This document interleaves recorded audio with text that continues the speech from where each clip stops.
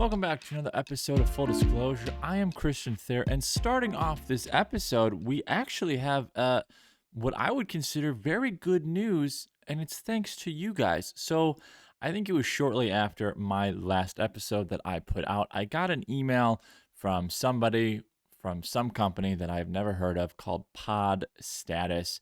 I believe this gentleman's name was Carlos. He reached out to me, and he basically said that according to Pod Status's data, he said that your podcast, Full Disclosure with Christian Thayer, has good performance in Apple Podcast rankings in the last 30 days and currently has a position of 166th in the category for business news. Now, I'm probably thinking, Christian, 166 is not that great. And sure, you are not wrong.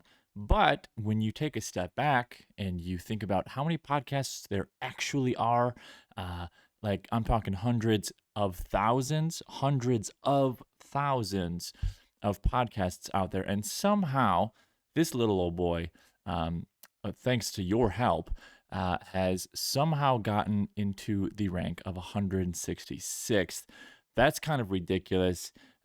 So thank you guys for that. And I'll also note that I'm pretty much splitting the views on this podcast as well.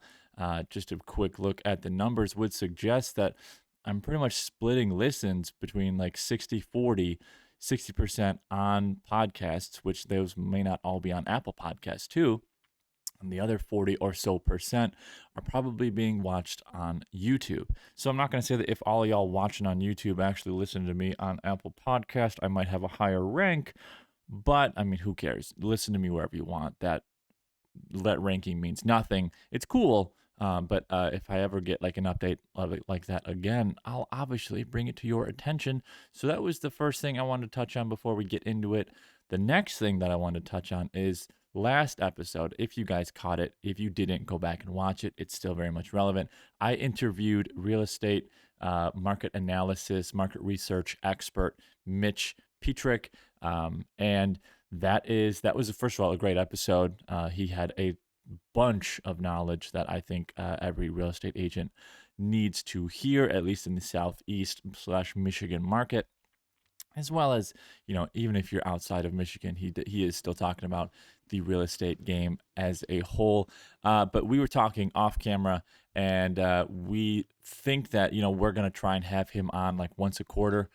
So once every 3 to 4 months. If I had to guess, the next time we will see him on the show is probably going to be January, just because, end of November and December is a little bit crazy with the holidays and all that fun stuff. So if you enjoyed that, if you enjoyed getting your real estate knowledge, your real estate market update from somebody who lives and breathes research and analytics, feel free to stick around and subscribe, because you can look forward to him hopefully recurring over the next couple months. All right, so with all that being said, let's sort of talk about what this episode is. And again, I don't even know what episode we're on, 6, 7, 8, I don't know. I am still figuring out how exactly I want to lay these episodes out, what exactly the format, how I talk about things. And in this episode, I sort of want to talk about two things. And I basically want to break down two articles. And they're sort of similar, and I'll explain a little bit how they're similar in a minute. But the first one I want to talk about is I found an article that basically says 4 ingenious ways to take advantage of a market slowdown. And I'm not here saying that, the market is going to slow down or we're in a market slowdown, wherever.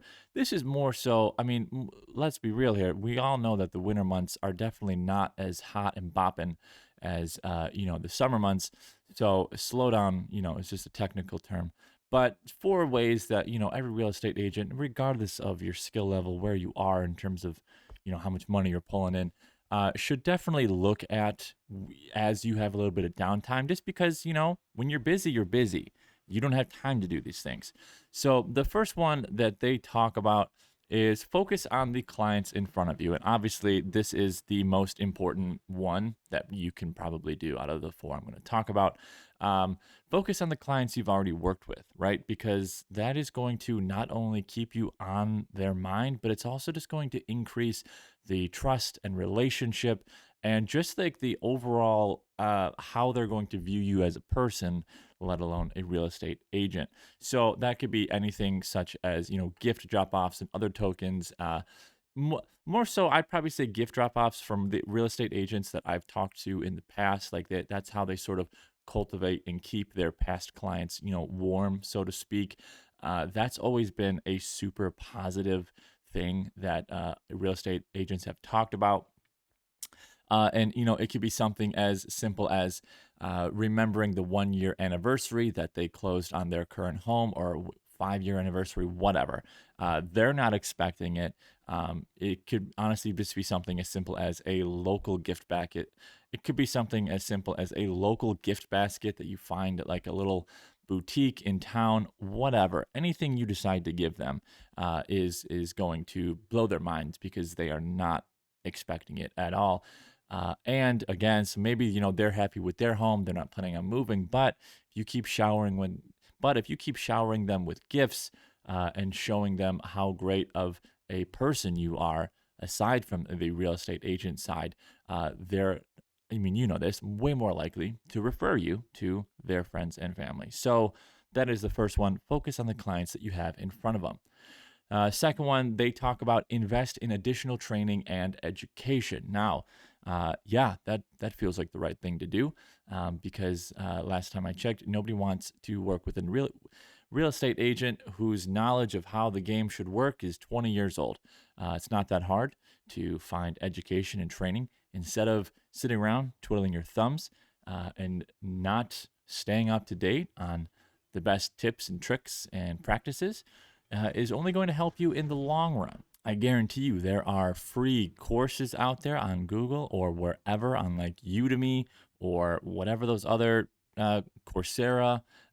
Those are all free sites that can be, or I guess can be free, but really all you can do is just, if you really want to take it a step further, just Google free real estate courses. And if you want to like hone in on something specifically, i.e. marketing, free real estate marketing courses, and I'm sure you will find something. Next up, we have upgrading your social media presence. Again, we all know that when you are busy in the summer months, when the market is popping, the last thing that you are probably thinking about is your social media presence. If you have listened to any of my previous podcasts, or if you just know me personally, I preach video. I get on the soapbox on video, and this is the time to do it because, again, what else are you doing? You have plenty of time to figure it out and go from there. Feel free to also make sure that all of your profile photos are up to date and looking professional. If your headshot is a little old, you might want to update that. And by definition of like a little old, I'm saying anything over 10 years definitely needs to be changed. If you're looking at like anything over 5 years and you've like drastically changed your appearance or whatever, haircut, shaved your beard off, in some like a permanent look, sure, it's not the worst idea to make sure that you look current. Make sure that those social media banners on Facebook are good. If you want to spice up your Facebook page and add like a little chat bot, this is the time to do it, or at least this is the time to learn how to do it. If you want to be one of those adventurous agents and try out TikTok, this is the time to do it. If you are like, what the heck is TikTok? How do I show off my skills on TikTok? Honestly, I wish I knew how to tell you. I am an avid TikTok user, and I do every once in a while see real estate people on there, and I'm just like, what are you doing? Like, what is it? Is this working for you? Because last time I checked, it's like 12-year-olds on TikTok, and then like max cutoff is like 22. Those people aren't buying houses. So, again, now's the time, or whenever the slowdown is the time to do that. And last but not least, this article talks about the fourth way to take advantage of a market slowdown is they talk about expanding your buyer's horizon. Basically, when the market is in slowdown mode, when there is minimal inventory, any buyers that you have on hand more than likely are willing to become flexible. So, they may have told you, yeah, this is what I'm looking for, however long ago. However, that's not out there right now. So now might be the time to come back with them of like, all right, well, I know you said you wanted this, but have you thought about this? Because again, beggars can't really be choosers if they are looking to either get out or get into a house rather quickly. So, this is definitely the time to maybe see if anybody's willing to, I don't want to say take a gamble, but just like be willing to maybe look at something that if there was plenty of inventory, they might not want to initially look at. So that is that article, 4 ingenious ways to take advantage of a market slowdown. Maybe you knew those 4. Maybe you're like, I found one thing that I thought was nice. Whatever. Just let me know in the comments, or if you're listening to this on Apple Podcasts, Spotify, feel free to rate it. And then the last one that I want to talk about is another article, and I sort of just want to break it down. The headline reads, "How this new agent sold her first $15.5 million home at the height of COVID." I don't think that was a great headline because, first of all, the way it's worded, it says that sold her first $15.5 million home. So does that mean that she sold other homes, but this is her first $15.5 million? Or was it her first home that just happened to be $15.5 million?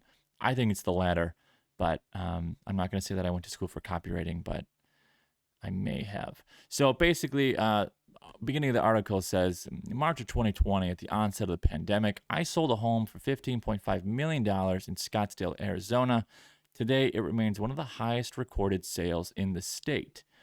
Now, to give background on the agent, I believe she is 27 years old and just having been in the business for a few years. Through my hard work and hard-earned reputation, I gained the opportunity to represent this breakthrough 15,000 square foot house in Scottsdale in early March of 2020, and she put it on the market for $16 million. So she sort of, I don't know how many points she gives, but she sort of breaks down how she was able to sell it.